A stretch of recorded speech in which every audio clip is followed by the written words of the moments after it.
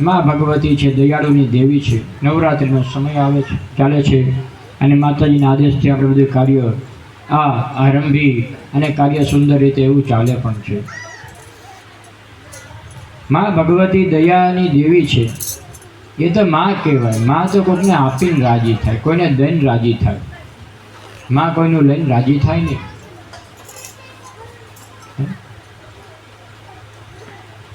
અને નમસ્કારની અંદર પહેલા વહેલા નમસ્કાર માતાને કર્યા છે। માતૃદેવો ભવ, પછી પિતૃદેવો ભવ, પછી ત્રીજા આચાર્ય દેવો ભવ, ચોથા ક્યાં દેવ? અતિથિ દેવો ભવ। આપણા 4 સૂત્ર છે વેદોના। આપણા દેવ કોણ પૃથ્વી પરના? પહેલા વહેલા તમારા ઘરના માં, માતૃદેવો ભવ, પછી તમારા પિતા પિતૃદેવો ભવ, આચાર્ય જે તમારા ગુરુ, આચાર્ય બ્રાહ્મણ, આ બધા જે આપણને જ્ઞાન આપનારા વર્ગ દેવ। ચોથો દેવ આપણો અતિથિ દેવો। અતિથિ એ પણ દેવ છે। જે ઘરે અતિથિની આવક ચાલુ થાય, અતિથિ મહેમાન, અતિથિ કોને કહેવાય એ પણ સમજી લેવું। અતિથિને મહેમાનમાં ને એ બધું ફરક છે। જેની કોઈ તિથિ નથી નક્કી એ અતિથિ કહેવાય। એની તિથિ નથી નક્કી, ઓચિંતા આવે અતિથિ કહેવાય। ફોન કરીને અમે આવશું 5 જણા, આ તારીખના વારે અમે આવવાના છે, તો એ તો મહેમાન કહેવાય। પણ કાંઈ પણ ભાડ વગરના બપોરનો સમય હોય અને જે કાંઈ આવ્યા હોય માણસો ફોન કાજ કર્યા વગર, એ અતિથિથી, અને એક તિથિથી વધારે રોકાય નહીં। એક તિથિથી વધારે રોકાય નહીં। જે તિથિમાં આવ્યો એ તિથિમાં જ પાછા રવાના। જેથી આવ્યા હોય તે દિવસે રવાના, એને અતિથિ કહેવાય। એટલે અતિથિ દેવો ભગવાન। અતિથિ જ્યાં ઘરેથી રાજી થઈને જાય ને ત્યાં ભગવાન રાજી થઈ જાય। એ દેવ છે। યુગમાં જાણી મોરી માં, જાજો ત્યાજો ગમાયા। શંકર ઘેર કટરાણી માં, જાજો ત્યાજો ગમાયા। શંકર ઘેર કટરાણી હો માં, જાજો ત્યાજો ગમાયા। ગુજરાતી પરિવાર ભક્તજનો, માતાજીના નવરાત્રિ ચૈત્રના મોટા નોરતા,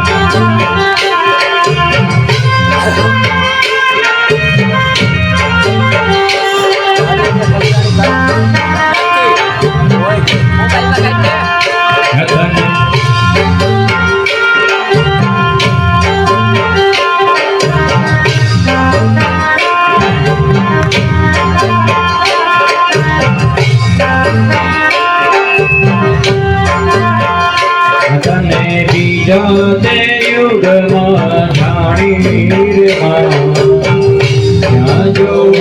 ત્યાં જો ગમાયા। તને જાતે યુગમાં જાણી ત્યાં જો ગમાયા। ભસ્માસુર રડનારી રે માં, જાજો ત્યાજો ગમાયા। ભસ્માસુર રડનારી માં, જાજો ત્યાજો ગમાયા। જય હો ચામુંડા, જય નવદુર્ગા।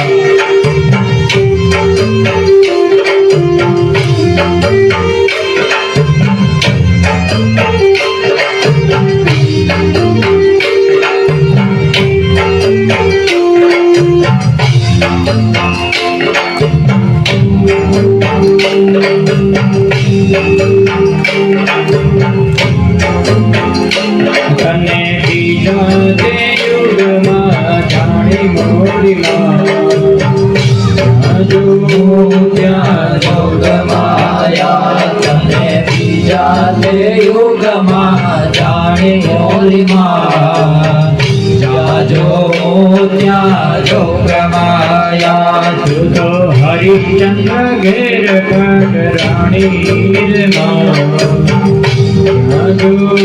ત્યાં જોગમાયા તો હરિચંદ્ર ઘેર પટરાણી ત્યાં જોગમાયા તો સત્ય કારણ રે જાણી ત્યાં જોગમાયા તો સત્ય કારણ રે જાણી ત્યાં જોગ